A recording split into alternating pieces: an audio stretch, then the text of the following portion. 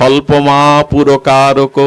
এই নিয়ম সেবা মাসে যিনি স্বল্প পরিমাণ ও রাধা দামোদরের প্রীতির উদ্দেশ্য সম্পাদনের জন্য সামান্য ভজন করবেন নিয়মপূর্বক, স্বল্পমা পুরকারকে, স্বল্প মাত্রও যদি তিনি ভজন করেন, তিনি রাধা দামোদরের কৃপা বা প্রেম ভক্তি পেয়ে মনুষ্য জীবন ধন্য হয়ে যাবেন, যদি স্বল্প পরিমাণও কেউ ব্রত করেন।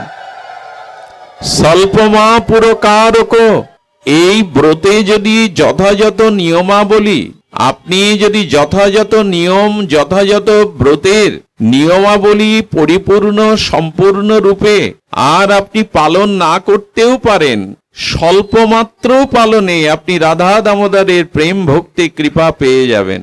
স্বল্পমা পুরকারক, স্বল্প পরিমাণেও এই মাসে ভজন বিনা থাকা যাবে না, ঘোর প্রত্যাব্যয় আসবে। স্বল্প বলতে এখানে বলা হয়েছে, যদি যথাযথ শাস্ত্রীয় পরিপূর্ণ ভজন নিয়ম আপনি রক্ষা করতে না পারেন, তাহলে অন্তত 3 থেকে 4টি নিয়ম স্বল্প পরিমাণেও আপনি পালন করুন।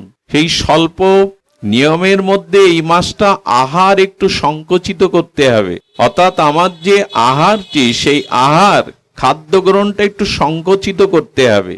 স্বল্প পরিমাণে আহার না করলে ইন্দ্রিয় সংযত থাকে না, দেহে অলসতা আসে, ভজনে বিঘ্ন ঘটে।